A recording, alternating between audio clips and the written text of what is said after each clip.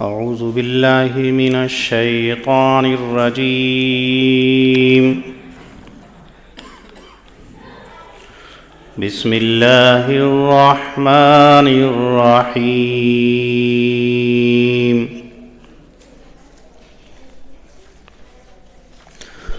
وكذلك يجتبيك ربك ويعلمك من تأويل الأحاديث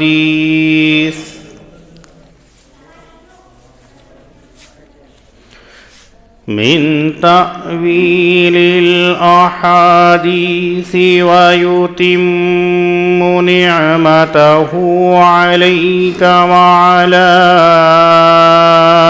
آل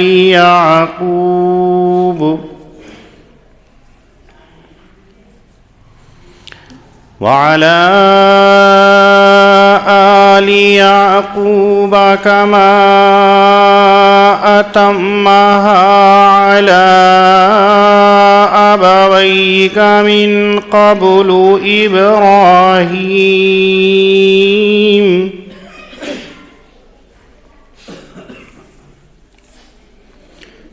قبل إبراهيم وإسحاق إن ربك عليم حكيم.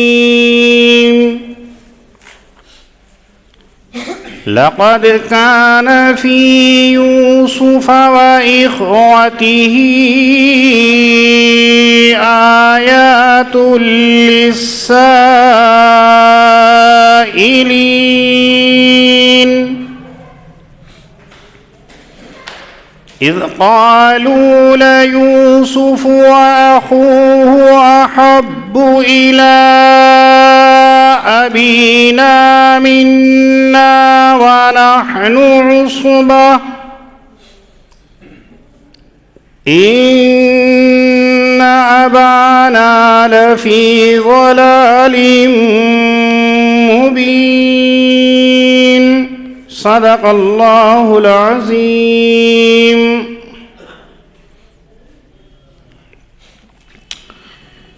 حضرت یوسف علیہ السلام کا واقعہ تفصیل سے اللہ رب العزت ذکر فرما رہے ہیں. پچھلی آیات کریمہ کے اندر ذکر کیا تھا کہ حضرت یوسف علیہ السلام نے خواب دیکھا کہ 11 ستارے اور چاند اور سورج ان کو سجدہ کر رہے ہیں. والد محترم سے جب بیان کیا تو انہوں نے یہ کہا لا تقصص رؤیاک علی اخوتک، اپنے بھائیوں کے سامنے اس خواب کو ذکر مت کرنا، اس لیے کہ وہ تمہارے ساتھ میں کچھ تدبیر اور حیلہ کرنے لگے، آپ کو نقصان نہ پہنچا دیں.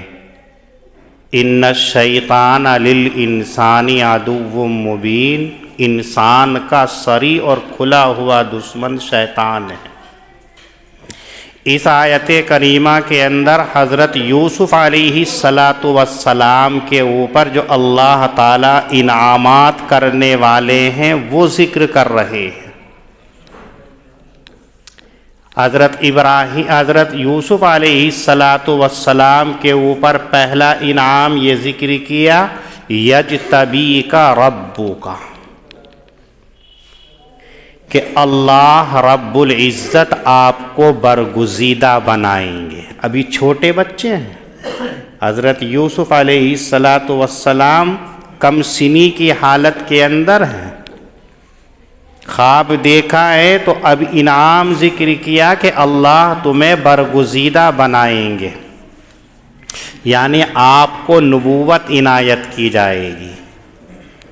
وَيُعَلِّمُكَ مِن تَأْوِيلِ الْأَحَادِيثِ، اور خواب کی تعبیر کا علم تمہیں دیا جائے گا.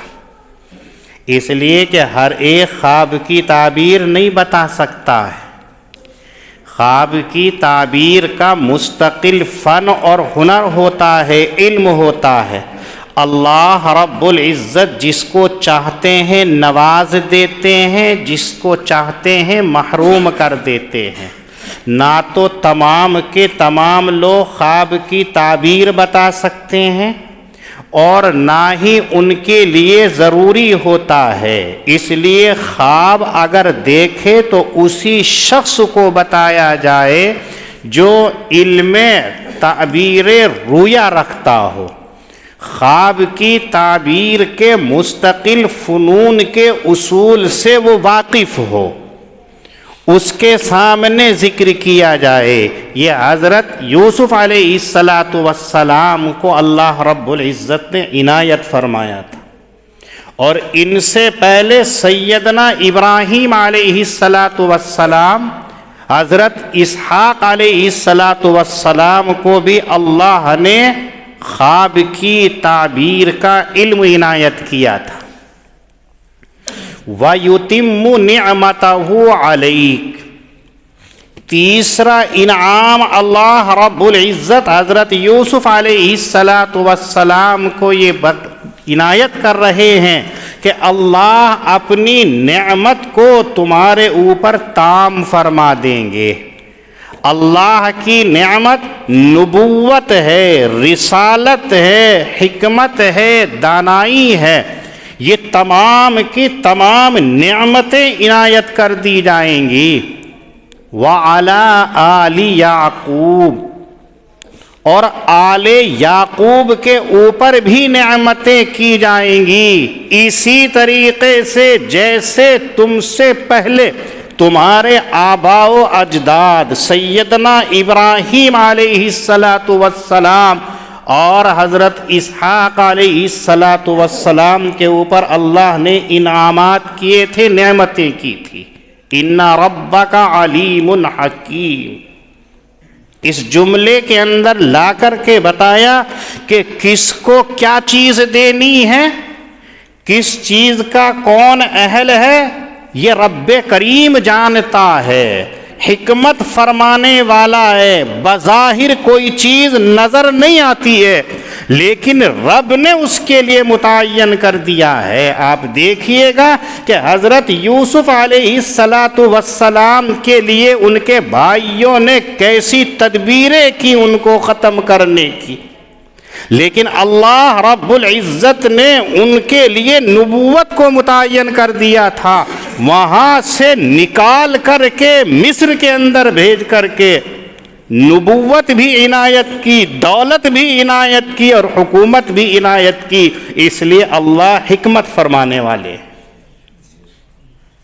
کس کو اللہ رب العزت کس چیز سے نواز دے یہ اللہ ہی کو معلوم ہے، اللہ ہی بہتر جانتے ہیں۔ اس لیے حکمت فرمانے والے، جانکاری رکھنے والے رب کریم ہے۔ اس جملے کے اندر ہمارے لیے یہ بات پوشیدہ ہے کہ ہم کسی معاملے کے اندر جلد بازی نہ کریں، عجلت نہ کریں۔ سب سے زیادہ ہم عجلت پسند ہوتے ہیں دعا مانگنے کے اندر۔ ہم یہ چاہتے ہیں کہ ادھر ہمارے ہاتھ اٹھے اور ادھر اس کا ثمرہ ظاہر ہو جائے۔ اللہ رب العزت کو آپ کو وہ چیز دینی ہے، وقت جانتے ہیں کہ کب آپ کے لیے بہتر ہے۔ بہت ساری دعائیں ایسی ہوتی ہیں کہ رب کریم ان کو آخرت کے اندر عنایت فرمائیں گے۔ حدیث میں نبی اکرم صلی اللہ علیہ وسلم فرماتے ہیں کہ جب قیامت کے روز اللہ رب العزت ان دعاؤں کا نتیجہ اور ثمرہ اور ثواب عنایت کریں گے جو بظاہر دنیا کے اندر پوری ہوتی ہوئی نظر نہیں آئی تھی، ملائکہ سے کہا جائے گا کہ ان کو اس کا اجر دو، تو ہر ایک یہ تمنا کرے گا کہ کاش کوئی دعا میری دنیا کے اندر پوری نہ ہوتی، وہاں آخرت کے اندر سارا ہوگا۔ تو یہ حکیم ہے، اللہ رب العزت جانتے ہیں کہ اس وقت کے اندر کیا چیز لینی ہے، کیا حالات پیش آنے ہیں۔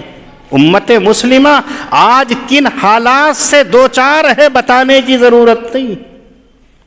امت مسلمہ کن کن مسائل کے شکار ہے معلوم نہیں۔ لیکن اللہ رب العزت کی حکمت یہ ہے کہ کب کس کو کیا چیز عنایت کر دی جائے اور کب اس سے چھین لی جائے. یہ ہے علیم حکیم. اللہ رب العزت حکمت فرمانے والے ہیں، جاننے والے ہیں.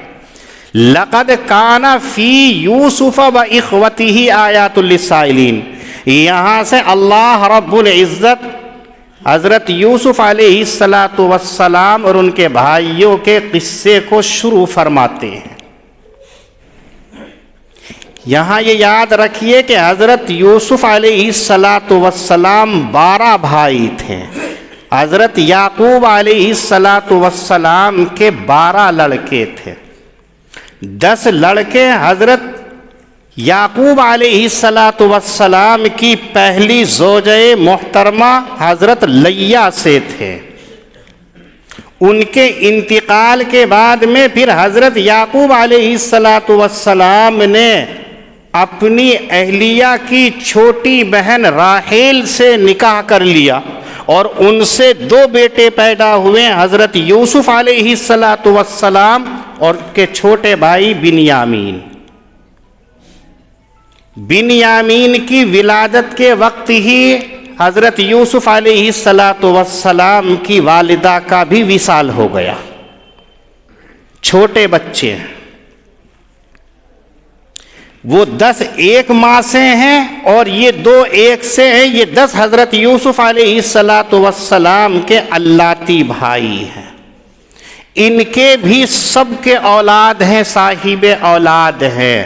حضرت یعقوب علیہ السلام کا لقب اسرائیل، اور ان کی جو اولاد چلی، جو 12 خاندانوں سے چلی، وہ کہلائی بنی اسرائیل. آج ہم بنی اسرائیل جس کو جانتے ہیں وہ حضرت یعقوب علیہ السلام کی ذریت. حضرت یوسف علیہ السلام چھوٹے، بنیامین چھوٹے. حضرت یعقوب علیہ السلام کو ان سے محبت. یہاں اللہ رب العزت فرماتے ہیں کہ یوسف کے واقعے کے اندر اور اس کے بھائیوں کے واقعے کے اندر نشانیاں ہیں پوچھنے والوں کے لیے. آیات للسائلین، دریافت کرنے والوں کے لیے نشانیاں ہیں. وہ کیا نشانیاں ہیں اس کو بھی یاد رکھیے گا. پیچھے بتایا تھا کہ جب نبی اکرم صلی اللہ علیہ وسلم نے نبوت کا دعویٰ کیا مکہ المکرمہ کے اندر، اور یہ خبر پہنچی مدینہ منورہ کے اندر بھی، تو یہود مدینہ منورہ کے اندر رہا کرتے تھے. قریش اور دیگر قبائل جو تھے وہ جانتے تھے کہ اہل کتاب یہود ہے، ان کے پاس تورات ہے. محمد ابن عبداللہ نے جو رسول اللہ ہونے کا دعویٰ کیا ہے، اس کی حقیقت کیا ہے، سچائی کیا ہے، چل کے اہل کتاب سے معلوم کرتے ہیں. معلوم ہو جائے گا کہ سچا نبوت کا دعویٰ کیا ہے یا اپنی طرف سے جھوٹا دعویٰ کر رہا ہے. تو یہ خبر پہنچی مدینہ منورہ کے اندر بھی کہ مکے کے اندر ایک شخص محمد ابن عبداللہ نامی شخص نے نبوت کا دعویٰ کیا. تو ان اہل کتاب یعنی یہودیوں نے اپنے چند لوگوں کو مکہ المکرمہ کے اندر نبی اکرم صلی اللہ علیہ وسلم کی آزمائش کے لیے، پرکھنے کے لیے بھیجا. اور ایک ایسا واقعہ کہ جس کو جاننے والا مکہ المکرمہ کے اندر کوئی نہیں تھا، اس لیے کہ اس وقت کے اندر ایک بھی یہودی مکہ مکرمہ کے اندر نہیں تھا. تورات انجیل کو جاننے والا کوئی مکہ المکرمہ کے اندر نہیں تھا. اور حضور اکرم صلی اللہ علیہ وسلم کہیں جاتے نہیں تھے، پڑھے لکھے نہیں تھے. تو انہوں نے مشورہ کر کے یہ طے کیا کہ ایسا واقعہ معلوم کیا جائے کہ جو صرف ہم جانتے ہیں تورات کے اندر ہے، کسی اور کو معلوم نہیں ہے. گئے اور جا کر کے نبی کریم صلی اللہ علیہ وسلم سے یہ سوال کیا کہ یہ بتائیے وہ کون سے پیغمبر ہیں کہ جنہوں نے ملک شام کو چھوڑ کر کے مصر کو اپنا ملک بنا لیا تھا، اور جن کے فراق کے اندر روتے ہوئے غموں سے نڈھال ہو کر کے ان کے باپ نابینا ہو گئے تھے۔ اس واقعے کو مکہ المکرمہ کے اندر جاننے والا کوئی نہیں تھا۔ ان کو یہ تھا کہ معلوم ہو جائے گا کہ آیا واقعتاً یہ نبی ہیں تو یقینی طور پر وحی کے ذریعے بتا دیں گے، اور اگر یہ نبی نہیں ہے تو پول کھل جائے گی، بتا ہی نہیں سکتے، تورات کے اندر ہم بتا دیں گے۔ اللہ رب العزت نے سورہ یوسف کو نازل کیا، اور تورات اور انجیل کے اندر تو مختصر واقعہ تھا۔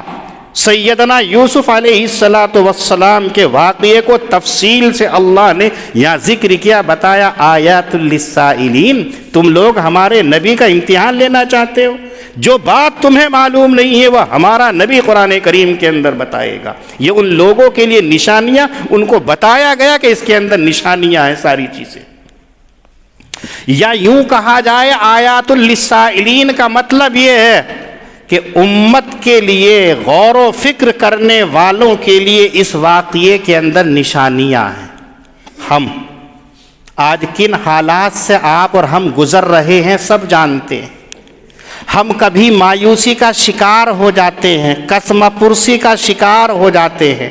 جب ہمارے حالات سازگار نہیں ہوتے ہیں تو اکیلا اور تنہا ہم اپنے آپ کو محسوس کرتے ہیں۔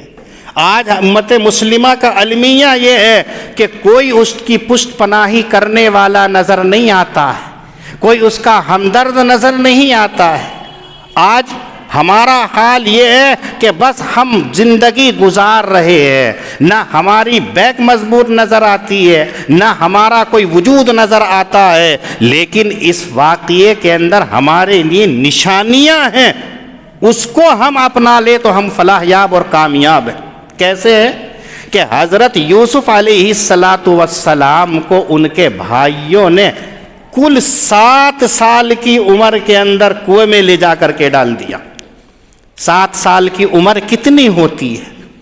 بچہ ابھی ڈھنگ سے بولنا، ڈالنا، طریقہ سلیقہ کچھ نہیں جانتا ہے، اسے اپنا پرایا کچھ پتہ نہیں ہوتا ہے، کھیل کود کی زندگی ہوتی ہے، اور اس کو بھی کنویں کے اندر ڈال دیا ہے۔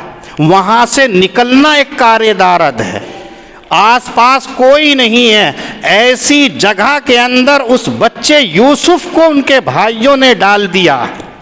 اور پھر آگے چل کے کیا ہوا ہے کہ اسی کو اللہ رب العزت نے 40 سال کے بعد میں مصر کی حکومت عنایت کر دی ہے، جس کا کوئی پرسان حال نہیں ہے، جس کی کوئی حمایت کرنے والا نہیں ہے، کوئی اس کی پشت کے اوپر نہیں ہے، کوئی دیکھ بھال کرنے والا نہیں ہے، کوئی جوانی کے عالم میں وہ نہیں ہے، بچہ ہے، چھوٹا سا بچہ ہے، لیکن اللہ رب العزت کے اوپر وہ اتنا اعتماد کیے ہوئے ہے، وہ بچہ اتنا تقوی اختیار کیے ہوئے ہے کہ اس کا اظہار آپ کو آگے چل کے معلوم ہوگا کہ جوانی کی دہلیز پر قدم رکھتے ہیں یوسف علیہ السلام، اور زلیخا ان سے یوں کہتی ہے تنہائی کے اندر، ہئی تلک، میں صرف تیرے لیے ہوں، آج تو جو چاہے میرے ساتھ کر لے، لیکن اس کی زبان سے نکلتا ہے معاذ اللہ انہو ربی احسن مثوائے،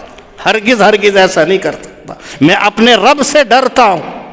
جوانی کا دور ہے، کوئی پوچھنے والا، کوئی ٹوکنے والا، کوئی اس کو انگلی اٹھانے والا نہیں ہے، خود دعوت دی جا رہی ہے عورت کی جانب سے، لیکن وہ اللہ سے اتنا تقوی اختیار کیے ہوئے، اتنا ڈرتا ہوا ہے کہ وہ اس کی طرف کو نظر بھی نہیں ڈالتا ہے۔ اللہ رب العزت نے اس تہی دامہ بچے کو مصر کی حکومت عنایت کر دی، دولت عنایت کر دی، عزت عنایت کر دی، نبی اور رسول بنا دیا۔ اے امت محمدیہ صلی اللہ علیہ وسلم، آپ تو محبوب نبی کے امتی ہو۔ جب اللہ رب العزت اس ایک بچے کی مدد کر سکتا ہے تو تمہاری کیوں نہیں کر سکتا؟ آج ہم یہ سوچے کہ ہمارا کوئی نہیں ہے، ایسا نہیں ہے، رب کریم ہمارا ہو سکتا ہے، شرط 2 باتیں، ایک نیک بن جائیں، ایک متقی بن جائیں۔ حلال سے اور حرام سے دونوں کے اوپر عمل کریں. جتنی چیزیں حرام کی اپنے آپ کو ہم روک لیں اور جتنی چیزیں حلال کی ان سے ہم استفادہ کریں تو دنیا کی کوئی طاقت مسلمانوں کے سامنے نہیں ٹک سکتی. حضرت یوسف تنہا ہیں، ہم اور آپ تو کتنے ہیں. کائنات کے اندر کتنے افراد ہیں جو لا الہ الا اللہ کا اقرار کرنے والے ہیں، لیکن حال کیا ہے بیان نہیں کیا جا سکتا. یقیناً ہمارے اندر وہ صلاحیت، وہ صفت نہیں ہے جو سیدنا یوسف علیہ السلام کے اندر تھی. انہوں نے اس وقت کے اندر جب کنویں میں گرائے جا رہے ہیں، ڈالا جا رہا ہے، اپنے رب سے ناطا نہیں توڑا، اپنے رب کے حکم کے اوپر ہے. چھوٹا سا بچہ ہے. یہ ہے آیات للسائلین کہ اس واقعے کے اندر صرف واقعہ کہانی کے طور پر نہیں ہے، بلکہ یوسف سے آپ سبق لیجئے. ان کے واقعے کے اندر نشانیاں ہیں، علامتیں ہیں کہ اگر ہم آج بھی اپنا تعلق اپنے رب سے جو ٹوٹا ہوا ہے جوڑ لیں، جو نبی کریم صلی اللہ علیہ وسلم پیغام ہمیں دے گئے ہیں، ہم اس پیغام کے اوپر عمل پیرا ہو جائے تو اللہ کی مدد، اللہ کی نصرت اور فتح مبین بھی ہمارے پاس آ سکتی ہے. لیکن شرط یہ ہے کہ ہمارا حال کیا ہے؟ ہم معجزات کا انتظار کر رہے ہیں، ہم کرامات کا انتظار کر رہے ہیں، ہم سوچ رہے ہیں انوکھی بات ہو جائے. کیسے ہو سکتی ہے؟ میرے آقا صلی اللہ علیہ وسلم کو ہر میدان میں جانا پڑا، رب کریم سے یہ دعا کرنی پڑی ہے کہ اے رب تیرا وعدہ ہے کہ تو موجود ہے تو میں امت کو ہلاک نہیں کروں گا. تیرا وعدہ کب پورا ہوگا کہ آج امت جو لٹنے کے قریب ہے. حضور اکرم صلی اللہ علیہ وسلم یہ دعا کر رہے ہیں اور امت مسلمہ کا حال کیا ہے؟ وہ اپنی دنیا کے اندر مست ہے، اسے پتہ ہی نہیں ہے، اسے حلال و حرام کا پتہ نہیں ہے، اسے جائز ناجائز کا پتہ نہیں ہے، اس کو اپنے فرائض کا پتہ نہیں ہے، اپنی عبادت کا پتہ نہیں ہے، اپنے طریقے کا پتہ نہیں ہے، اپنی رب کی معرفت حاصل نہیں. یہ ہے آیات للسائلین، پوچھنے والوں کے لیے اس واقعے کے اندر نشانیاں ہیں، اس سے سبق لینا چاہیے. اذ قالوا لیوسف واخوہ احب الی ابینا، یہاں سے اصل واقعہ کہ آپ کو معلوم ہوا کہ حضرت یعقوب کے 12 بیٹے، 10 بیٹے ایک بیوی سے اور 2 بیٹے ایک بیوی سے ہیں. دونوں چھوٹے ہیں، باپ اکیلے ہیں، اب بیوی نہیں ہے تو چھوٹے بچوں کی دیکھ بھال باپ کر رہا. بڑے حضرت یعقوب علیہ السلام جو ہیں حضرت یوسف سے، بنیامین سے محبت شفقت کا معاملہ کرتے ہیں تو اب بھائیوں کے اندر حسد پیدا ہوتا ہے. اذ قالوا لیوسف واخوہ احب الی ابینا منا، آپس کے اندر بیٹھے اور کہنے لگے کیا بات ہے، ہم طاقتور ہیں، زور آور ہیں، گھر کو کام چلا رہے ہیں، کما کر کے ہم لاتے ہیں، ساری دیکھ بھال ہم کرتے ہیں اور ہم دیکھ رہے ہیں کہ ہمارا باپ ہمارے بجائے چھوٹے چھوٹے ان بچوں سے محبت کرتا ہے. ان ابانا لفی ضلال مبین، ایسا لگتا ہے کہ ہمارا باپ خطا پر ہے، ہم سے محبت کرنی چاہیے، ہم کما کر کے لاتے. آج بھی دیکھ لیجئے، اگر کوئی بیٹا کمانے والا ہوتا تو تکبر اور گھمنڈ آ جاتا ہے کہ باپ چھوٹے کی دیکھ بھال کر رہا، میں گھر سنبھال رہا ہوں، لا کر کے دے رہا ہوں، پھر بھی میری طرف توجہ نہیں ہے اس کی طرف. نحن عصبہ، زور آور طاقت والے ہیں ہم، لیکن ہمارا باپ نے کیسا دوغلا طریقہ اختیار کر رکھا ہے کہ ہمیں چھوڑ کر کے ان چھوٹے چھوٹے بچوں سے محبت کرتا ہے. جو محبت ہمارے لیے ہونی چاہیے تھی وہ ان کے لیے ہے اور ہمارے لیے محبت نہیں ہے. حسد پیدا ہوتا ہے. یہ حسد یا تو اس لیے پیدا ہوا کہ یہ ان کی طرف زیادہ رجحان رکھتے ہیں اور ہماری طرف اتنی محبت کا برتاوا نہیں ہے، اور یہ بھی ممکن ہے کہ جو حضرت یوسف علیہ السلام نے خواب دیکھا تھا بھائیوں میں سے کسی کو بھنک پڑ گئی ہو. حضرت یوسف علیہ السلام بچے ہی تو ہیں, زبان سے نکل گیا ہو, کیا پتا ہوتا ہے. تو جب یہ معلوم ہو کہ آگے چل کے یہ بڑے مرتبے ہونے والا ہے تو حسد پیدا ہوتا ہے. اس کو یاد رکھیے, حسد تمام برائیوں کی جڑ ہو سکتی ہے. نبی اکرم صلی اللہ علیہ وسلم فرماتے ہیں کہ حسد نیکیوں کو ایسے کھا جاتا ہے جیسا کہ لکڑی کو آگ کھا جاتی ہے. آپ لکڑی کو بھٹی کے اندر ڈال دیجئے, لکڑی کا نام و نشان نہیں رہے گا. یہ حسد بھی ایسا ہی ہے کہ تمام نیکیوں کو کھا جاتا ہے. آج ہمارا حال حسد کے اندر اعلیٰ درجے کا. ہم دوسرے کی ترقی کو دیکھ کر کے جلنے لگتے ہیں, بھننے لگتے ہیں. یہ حسد کسی بھی صورت کے اندر درست نہیں ہے. علماء ہیں وہ دوسرے سے حسد, مالدار ہیں وہ دوسرے سے حسد, کاروباری ہیں وہ دوسرے سے حسد, اور کسی اور معاملے کے اندر ہے ہم بس یہ چاہتے ہیں یہ ہم سے نیچا رہے, آگے نہ پہنچے. یہ حسد سب سے خطرناک چیز, یہ بیمار کر دیتا ہے روح کو. اس لیے اپنے دلوں سے حسد کو دور کر لینا چاہیے. یہاں یہی ہوا. اقتلوا یوسف, بھائی بیٹھے ہوئے ہیں, اب مشورہ چل رہا ہے. 10 کے 10 بھائی سر جوڑ کے بیٹھے ہیں. ایک نے مشورہ دیا اگر باپ کی محبت چاہتے ہو, توجہ چاہتے ہو تو یوسف کو قتل کر دو, نہ رہے گا بانس نہ بجے گی بانسری. جب یوسف ہی نہیں رہے گا تو کس سے محبت کرے گا میرا باپ؟ پھر ہماری ہی طرف جائے گا, ہم سے ہی محبت کرے گا. کچھ لوگوں نے اس کو رد کر دیا کہ قتل کرنا ٹھیک نہیں ہے. کیا کہا؟ اطرحوہ ارضا یخل لکم, ایسا ہے کہ اسے دور دراز ملک سے باہر کر دو, کسی دوسرے ملک کے اندر ڈال دو. جب بھی اتنا دور چلا جائے گا باپ کی محبت ختم ہو جائے گی, پھر یقیناً ہماری طرف آ جائے گی. کچھ نے کہا باپ کو ہم تکلیف پہنچا دیں گے, گناہ کا کام ہے. یوسف کو قتل کر دیا, گناہ کی بات ہے.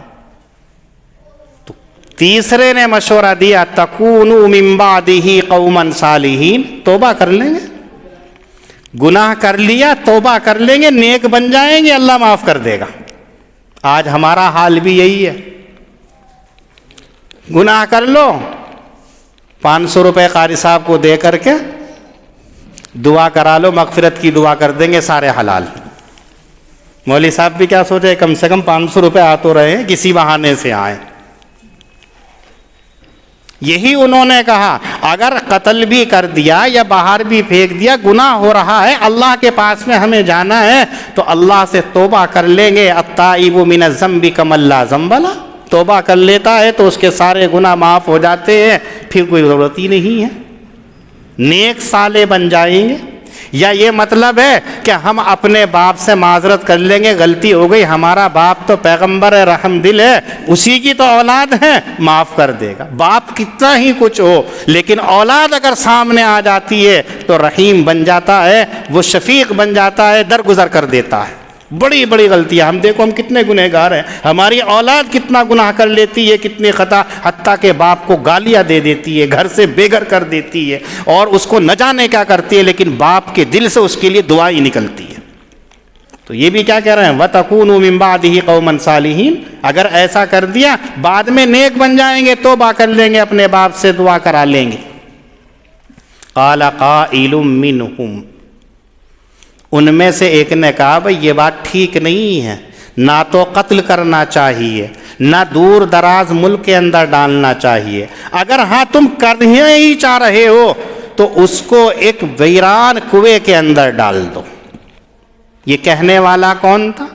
بعض روایتوں کے اندر آتا ہے کہ جو بڑا بیٹا تھا حضرت یعقوب علیہ السلام کا, جس کا نام یہودا تھا, اس نے یہ بات کہی. اور کچھ روایتوں کے اندر آتا ہے کہ دوسرا بیٹا جس کا نام روبیل تھا, اس نے یہ کہا کہ قتل نہ کرو ان کو, بلکہ ایک اندھیرے کنویں کے اندر لے جا کر کے ڈال دو. اور کنواں بھی ایسا ہو کہ اس کے اندر زیادہ پانی نہ ہو کہ اگر ڈوب جائے تو مرنا اور ڈبونا برابر ہوتا ہے، بلکہ ایسا ہو کہ اگر وہ اس کے اندر جائے تو مر نہ پائے، لیکن ہاں کنویں سے نکلنا بھی نہ چاہے تو نکل بھی نہ سکے، بستی کے قریب ہونا چاہیے۔ یلتقطہ بعض السیارہ، کوئی مسافر ادھر کو گزرے گا تو وہ اس کو نکال کر کے لے جائے گا، دور دراز چلا جائے گا، بلا ہم سے چھوٹ جائے گی، کوئی پھر ہم سے پرسان حال نہیں ہوگا۔ ایسا کرنا چاہتے ہو، اگر کر سکتے ہو تو یہ ایک تدبیر ہے، کر لو۔ قرآن کریم کہتا ہے یلتقطہ، یلتقط لقطے سے بنا ہے۔ لقطہ کس کو کہا جاتا ہے اس کو دیکھیے گا، کسی آدمی کو بغیر طلب اور بغیر محنت کے پڑی ہوئی چیز مل جائے اسے لقطہ کہا جاتا ہے۔ اگر غیر جاندار چیز ہے، مثلا آپ کا پرس ہے، آپ کے پیسے ہے، آپ کا موبائل ہے، آپ کی گھڑی ہے، یہ گری ہوئی پڑی مل جائے، اس کو اٹھا لیا، یہ لقطہ کہلاتا ہے۔ اور اگر جاندار مل جاتا ہے، بچہ مل جاتا ہے تو اسے لقیط کہا جاتا ہے۔ حضرت یوسف علیہ السلام کے لیے یہی لفظ استعمال کیا یلتقط، جس سے معلوم ہوا کہ اس وقت کے اندر حضرت یوسف نابالغ بچے تھے، جس کی عمر بعض حضرات فرماتے ہیں کہ 7 سال تھی۔ یہاں ایک بات اس چیز سے ہٹ کر کے یہ دیکھیے گا کہ اسلامی نظام، اللہ رب العزت نے جو شریعت ہمیں عنایت کی ہے، اس شریعت نے ایک عام حکم یہ رکھا ہے کہ ایک دوسرے کی جان کی، مال کی، عزت کی، آبرو کی، حتیٰ کہ شاہراہ کی، کوچوں کی، گلیوں کی، راستوں کی، تمام چیز کی حفاظت کرنا یہ حکومت ہی کا کام نہیں ہے، بلکہ ہر ایک شخص کی ذمہ داری ہے۔ اسلام نے یہ ذمہ داری ہر ایک کو عنایت کر دی ہے، نہ کسی کے مال کو نقصان پہنچایا جائے، نہ کسی کے جان کو نقصان پہنچایا جائے، راستوں کی بھی حفاظت کرنی چاہیے۔ ایک موقع پر نبی اکرم صلی اللہ علیہ وسلم فرماتے ہیں کہ اگر کوئی آدمی کسی کے راستے کو تنگ کر دیتا ہے تو اللہ تعالیٰ اس کے عمل کو بھی قبول نہیں کرتے۔ اس کے برخلاف کہا، اور اگر کوئی آدمی راستے میں تکلیف دینے والی چیزوں کو ہٹا دیتا، کیلا کھایا چھلکا پڑا ہوا ہے اسے ہٹا دیا، کسی نے تھوکا کھکارا بلغم پڑا ہوا ہے اس کو صاف کر دیا ہے، اللہ تعالیٰ اس کو اجر عنایت فرماتے ہیں۔ نبی اکرم صلی اللہ علیہ وسلم نے فرمایا ایمان کے بہت سارے شعبے ہیں، افضلها لا الہ الا اللہ وادناها اماطۃ الاذى عن الطریق، راستے سے تکلیف دہ چیزوں کو ہٹا دینا یہ بھی ایمان کا ایک حصہ ہے، جس سے معلوم یہ ہوا کہ راستہ ہمیں ایسا رکھنا چاہیے کہ جس سے راہگیر کو تکلیف نہ پہنچے۔ آج اگر ہم اس کو دیکھیں تو ہمارا حال اس کے برعکس ہے، ہم راستے کے اندر کوڑا ڈالتے ہیں، شریعت کے اعتبار سے کوڑے کو راستے پہ ڈالنا قطعاً جائز نہیں ہے، ہم راستوں پر ڈھیر لگا دیتے ہیں، ہمارا خیال نہیں ہے، صاف کرنے کا حکم ہے، کیلے کا چھلکا بھی پڑا ہے تو اسے ہٹا دینا چاہیے، لیکن ہم گلیوں کو بند کر دیتے ہیں، راستوں کو بند کر دیتے ہیں اور سمجھتے ہیں کہ تو حکومت کا کام ہے، میونسپلٹی کا کام ہے، نگر نگم کا کام ہے۔ اسلام اس کو نہیں کہتا ہے، اسلام کہتا ہے کہ اس کی ذمہ داری تمہارے اوپر۔ جبھی تو لقطے کے احکام بیان کیے حضرات فقہا،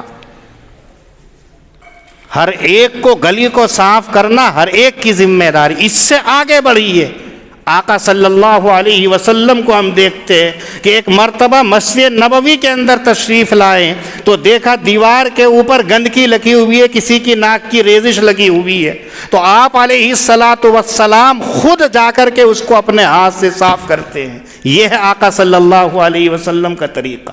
ہمارا حال کیا ہے؟ مسجدوں کو بھی صاف نہیں، راستے کا اللہ حکم دے رہے ہیں کہ اسلام کہتا ہے راستوں کو صاف رکھ کے، اور مسجد کے اندر بھی ہمارا کیا ہے کہ اگر امام ہے یا مؤذن ہے تو آتوں کے ساتھ کیا کہیں گے؟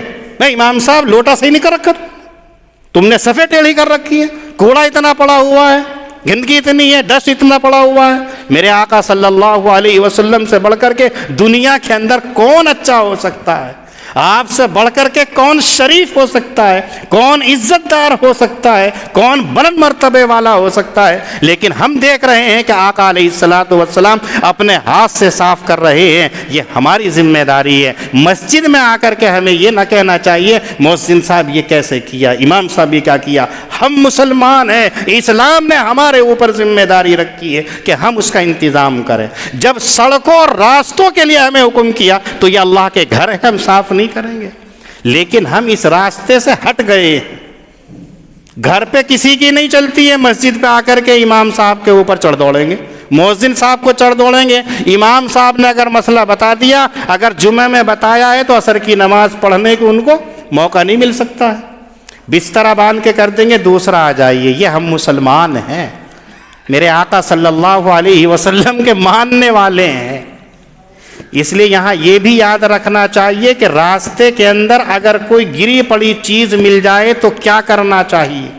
آپ کو معلوم ہوا کہ اسلام ہر ایک چیز کی حفاظت کا حکم دیتا ہے۔ اگر راستے میں گری ہوئی چیز پڑی ہوئی ہے تو آپ کو اسے دیکھ کر کے صرف نظر نہیں کرنا ہے، اس کو چھوڑ نہیں دینا ہے، بلکہ آپ اس کو اٹھائیے۔ اٹھانے کے بعد میں اب اس کے مالک کو تلاشیے، یہ آپ کی ذمہ داری ہے۔ جون سا بھی طریقہ اختیار کر سکتے ہیں وہ طریقہ اختیار کر کے تب مالک کے سپرد کر دیجئے۔ ایسا بھی نہیں ہے کہ مسجد میں اٹھائے اور بھائی جابر کو دے دی، گھڑی تھی، بھائی جابر ممبر پر کھڑے ہو کے کہہ رہا ہے بھیا گھڑی کس کی ہے؟ آپ تو کتنے سچ بولنے والے ہیں، فٹاک سے کہہ دیں گے میری ہے میری ہے، لے جاؤ بھیا۔ اب اصل مالک اگر آتا ہے تو جابر بھائی کہتے ہیں میں تو دے چکا، وہ لے لیا۔ نہیں، یہ آپ کی ذمہ داری نہیں ہے، آپ کی تھی حقیقی مالک تک پہنچا دینا۔ خالی اعلان کر کے یہ کہہ دینا کس کی لے جاؤ، نہیں۔ اگر آج کس بیانی کا معاملہ عام ہو گیا ہے، جھوٹ عام ہو گیا ہے، تو آپ مختلف طریقوں سے اس کی تحقیق کیجئے کہ یہ کس کی ہے۔ صاحب مال کو مال پہنچانا یہ آپ کی ذمہ داری ہے۔ اگر آپ کو یہ معلوم ہو جائے کہ تلاش بسیار کے بعد میں اب اس چیز کا کوئی مالک نظر نہیں آتا ہے تو اب کیا کرنا چاہیے؟ پہلے تو اس چیز کی حیثیت کو یہ دیکھ لیا جائے کہ اس کا مالک ابھی تک تلاش کر رہا ہوگا یا نہیں کر رہا ہے۔ جب آپ کو یہ محسوس ہو جائے کہ اب اس کا مالک کا ملنا مشکل نظر آتا ہے، ممکن نہیں ہے، تو اب ایسی صورت کے اندر اپنی ذات کو دیکھیے کہ آپ اس چیز کے مستحق ہیں یا نہیں ہیں۔ آپ زکوٰۃ کے مستحقین میں سے ہیں یا نہیں ہیں؟ آپ مفلس غریب نادار ہیں یا نہیں؟ اگر ایسی حالت کے اندر ہے تو آپ اس چیز کو استعمال کر سکتے ہیں، اور اگر آپ مستحقین زکوٰۃ میں سے نہیں ہیں، مفلس اور نادار نہیں ہیں، تو پھر بغیر نیت ثواب کے اس کو غربا کے اوپر تقسیم کر دینا چاہیے، مسجد میں نہیں دینا چاہیے۔ غریب کو بغیر ثواب کی نیت کے صدقہ کر دینا چاہیے مالک کی طرف سے۔ پھر کبھی بھی زندگی میں اگر وہ مالک آ جائے اور آپ کو پتہ چل جائے کہ وہ چیز فلاں کی تھی تو اب آپ کی ذمہ داری ہے اپنے پاس سے خرید کر کے مالک تک پہنچا دے۔ یہ اسلام کہتا ہے۔ اگر اس اصول کے اوپر مسلمانوں نے عمل کر لیا تو کسی کا نقصان نہیں ہو سکتا ہے، کسی کو تکلیف نہیں پہنچ سکتی۔ آج ہمارا حال کیا ہے؟ مسجد میں آیا، وہاں 2 کا سکہ پڑا ہوا ہے، امام صاحب کے پاس لا کے رکھ دیا، کر دے رہا اعلان 2 روپے کس کے گر گا۔ اتفاق سے اگر 500 کا نوٹ پڑا ہوا ہے تو چاروں طرف کو دیکھتا ہے، کوئی دیکھ تو نہیں رہا، اور ایک دم سے پیر کے اندر کس انداز سے نکال کے رکھ لیتا ہے کچھ پتہ ہی نہیں۔ یہ مسلمان ہے؟ بلکہ اس کا حکم یہی ہے کہ ایسی چیزوں کو پہنچا دینا چاہیے مالک تک۔ بعض السیارۃ ان کنتم فاعلین قالوا یا ابانا، انہوں نے مشورہ کر لیا کہ ہاں یہ ٹھیک ہے، کنویں کے اندر ڈال دیا جائے۔ اب یہ سب مل کر کے حضرت یعقوب علیہ السلام کے پاس جاتے ہیں اور جا کر کے یہ کہتے ہیں کہ ابو جان کیا بات ہے، آپ کو ہم پر بھروسہ نہیں ہے؟ ہم یوسف کا کچھ نقصان چاہتے ہیں، ہم تو اس کے خیر خواہ ہیں، انا لہو لناصحون، ہم ان کے بھلے کے چاہنے والے ہیں۔ اس سے یہ معلوم ہوتا ہے کہ انہوں نے پہلے بھی حضرت یوسف علیہ السلام کو ساتھ لے جانے کی کوشش کی ہوگی، لیکن حضرت یعقوب علیہ السلام نے منع کر دیا۔ اب چونکہ مشورہ کیا ہے تو اب پختگی اور تاکید کے ساتھ میں کہہ رہا ہوں اِنَّا لَهُ لَنَاصِحُونَ، ہم اس کی دیکھ بھال کرنے والے ہیں، ہم اس کے خیر خواہ ہیں۔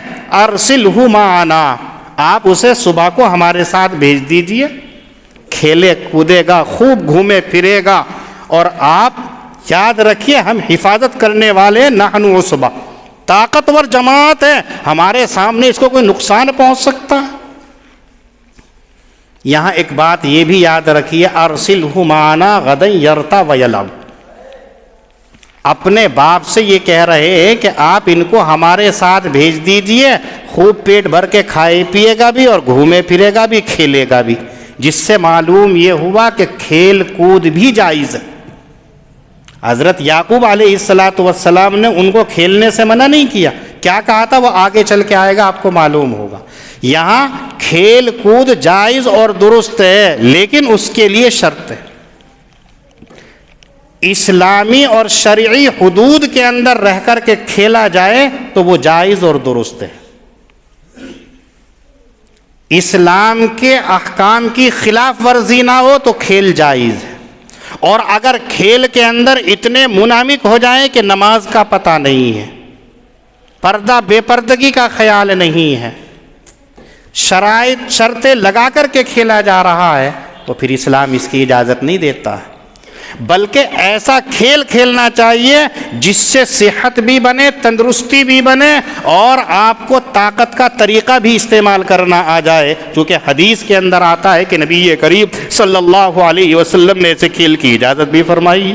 لیکن وہ کھیل جو اسلام کے احکام کے خلاف ہوتا ہو، شریعت کے خلاف ہوتا ہو، اس کی ہرگز اجازت نہیں ہے۔ وَكَذَلِكَ يَجْتَبِيكَ رَبُّكَ وَيُعَلِّمُكَ مِن تَأْوِيلِ الْأَحَادِيثِ، اور اسی طریقے سے آپ کا رب آپ کو برگزیدہ بنائے گا اور سکھلائے گا آپ کو ٹھکانے لگانا باتوں کا، اور پوری کرے گا اپنی نعمت آپ کے اوپر اور آل یعقوب کے اوپر، جیسا کہ پوری کی اس نے نعمت کو آپ کے والدین کے اوپر اس سے پہلے ابراہیم اور اسحاق پر۔ بے شک آپ کا رب جاننے والا ہے، حکمت فرمانے والا ہے۔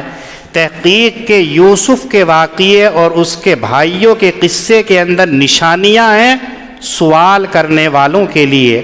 وہ وقت بھی یاد کرنے کے لائق ہے کہ جب بھائیوں نے کہا کہ البتہ یوسف اور اس کا بھائی ہمارے باپ کو زیادہ محبوب ہے ہم سے، حالانکہ ہم زیادہ طاقت والے ہیں، بلا شبہ ہمارا رب صریح خطا پر ہے۔ کہا قتل کر دو یوسف کو یا پھینک دو اس کو کسی ملک کے اندر، تاکہ خالص ہو جائے آپ کے لیے آپ کے رب، آپ کے باپ کی توجہ، اور ہو جانا اس کے بعد میں نیک لوگ۔ قال قائل منہم، بولا بولنے والا ان میں سے، نہ قتل کرو یوسف کو اور ڈال دو اس کو فی غیابت الجب، اندھیرے کنویں کے اندر، اٹھا لے جائے گا اس کو کوئی مسافر اگر تم ایسا کرتے ہو۔ قالوا یا ابانا ما لک لا تأمنا، بولے اے ہمارے باپ کیا ہو گیا ہے کہ آپ کو ہمارے اوپر اعتماد نہیں یوسف کے بارے میں؟ وَإِنَّا لَهُ لَنَاصِحُونَ، اور ہم تو اس کے خیر خواہ ہیں۔ أَرْسِلْهُ مَعَنَا غَدًا، آپ بھیج دیجئے یوسف کو ہمارے ساتھ کل صبح کو، وہ خوب کھائے اور کھیلے۔ وَإِنَّا لَهُ لَحَافِظُونَ، اور ہم اس کی حفاظت کرنے والے ہیں۔ اللہ پاک ہم سب کو دین کی صحیح سمجھ عطا فرمائے۔ وآخر دعوانا ان الحمد للہ رب العالمین۔